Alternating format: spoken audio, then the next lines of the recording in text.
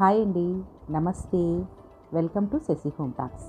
ఈరోజు నేను చాలా హెల్దీ రెసిపీ చేసి చూపిస్తాను. జొండ పిండితో మరియు ఇలాంటి పప్పు ధాన్యాలతో చేసి చూపిస్తాను. మొదట 1 కప్పు అలసందలు, 1 కప్పు శనగలు, ఎర్ర శనగలు తీసుకోండి, చాలా బాగుంటుంది రెసిపీ.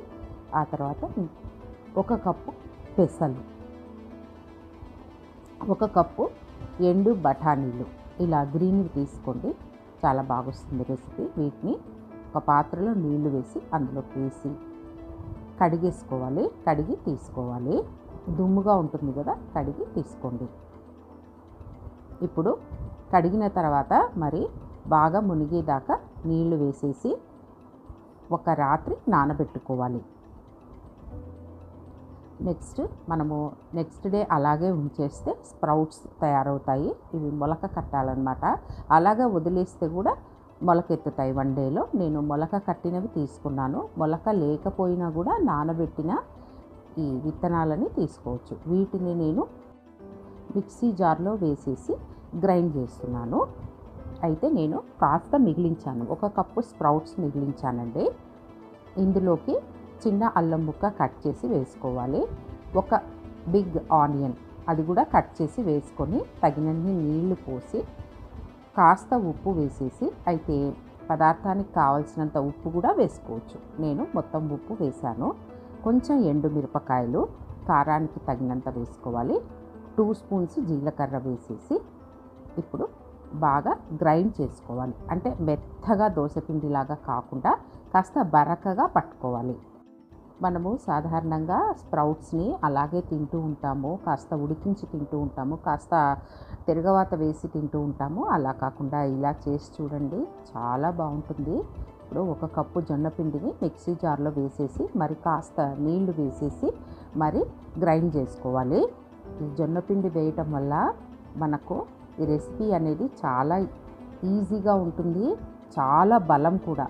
మనము కొంచెం తిన్నా ఈ రెసిపీ బాగా కడుపు నిండుతుంది, బాగా దిట్టంగా తయారవుతారు, చాలా బలంగా తయారవుతారు. ముఖ్యంగా పిల్లలకి ఇవ్వండి, చాలా బలంగా తయారవుతారు. ఇప్పుడు మిక్సీకి పట్టుకున్న తర్వాత మనము ఇంకొక కంటైనర్లోకి మార్చుకోవాలి. ఇలా గట్టిగా ఉంటుంది. దాంట్లోకి మరి కొంచెం జారులో నీళ్లు వేశాను. మనకు ఊతప్పాల పిండి ఉంటుంది కదా, అలా చేసుకోండి. ఇడ్లీ పిండిలాగా అనుకోండి, కాస్త గట్టిగా ఉండాలి. అప్పుడు మనము అట్లలాగా వేసుకోవాలి. దీన్ని ఊతప్పాల్లా వేసుకోవచ్చు, పల్లుచగా కలుపుకొని దోశలాగా కూడా వేసుకోవచ్చు అండి. నేను ఇది గట్టి అట్టులాగా వేస్తాను.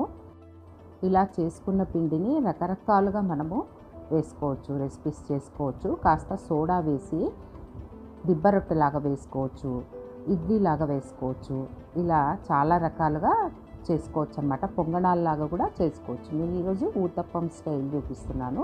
గట్టి అట్టులాగా చేసుకుంటే క్రిస్పీగా చాలా రుచిగా ఉంటుంది. జొన్న పిండి వేయటం వల్ల ఆ టేస్ట్ బాగా తెలుస్తుందండి. శనగపిండి కూడా కలుపుకోవచ్చు. ఆల్రెడీ శనగలు వేసాం కాబట్టి నేను ఈరోజు శనగపిండి వేయలేదు. ఇలా జొన్న పిండి వేసి చెయ్యండి, చాలా బాగా వస్తుంది. బియ్యం పిండి వేయకండి, జొన్న పిండి వేస్తేనే బాగా లేస్తాయి. గోధుమ పిండి కూడా కలుపుకోవచ్చు. అయితే గోధుమ పిండి కలిపామంటే సాఫ్ట్గా వస్తాయి, మనం జొన్న పిండి కలిపితే క్రిస్పీగా వస్తాయి. కాస్త మీడియం ఫ్లేమ్లో అటు ఇటు బాగా దూరగా కాల్చుకుంటే సూపర్ టేస్టీగా ఉంటుంది.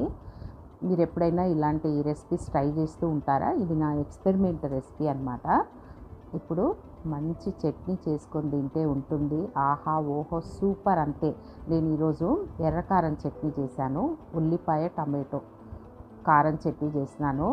మరి ఈరోజు నేను చేసిన ఈ రెసిపీ మీకు నచ్చినట్లయితే లైక్ చేయండి, షేర్ చేయండి, సబ్స్క్రైబ్ చేసి బెల్ ఐకాన్ని క్లిక్ చేయండి. Thank you.